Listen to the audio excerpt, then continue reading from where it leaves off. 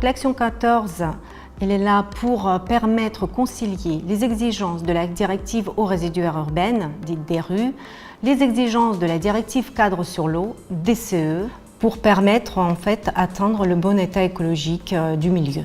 Nous avons mis en place la fiche de communication d'échange avec la police de l'eau, qu'on appelle la fiche de signalement à la DRIE. Donc on voit sur un côté qui est destiné aux éléments du site concerné par l'incident. De l'autre côté, tous les éléments des autres sites pour donner la vision globale du système d'assainissement ont été donnés, ainsi que l'état du milieu et un petit encart pour la police de l'eau, afin qu'ils puissent valider le plan d'action proposé par le SIAP.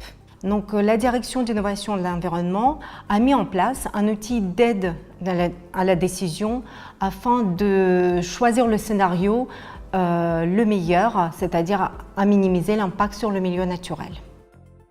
Cet outil d'aide à la décision qui est adressé à l'exploitant du réseau d'assainissement, il permet finalement, confronté à une situation donnée, par exemple le dysfonctionnement d'une station, ou la prévision d'un chômage, d'étudier les scénarios possibles pour répartir le flux des effluents à traiter. Il suffit de renseigner le débit traité par la station d'épuration, la configuration de la station d'épuration, et derrière, le logiciel ira chercher les résultats attendus en sortie de la station dans une base statistique. Donc, le groupe de travail a été composé de chaque site, ainsi que de la DESAR et de la DIE.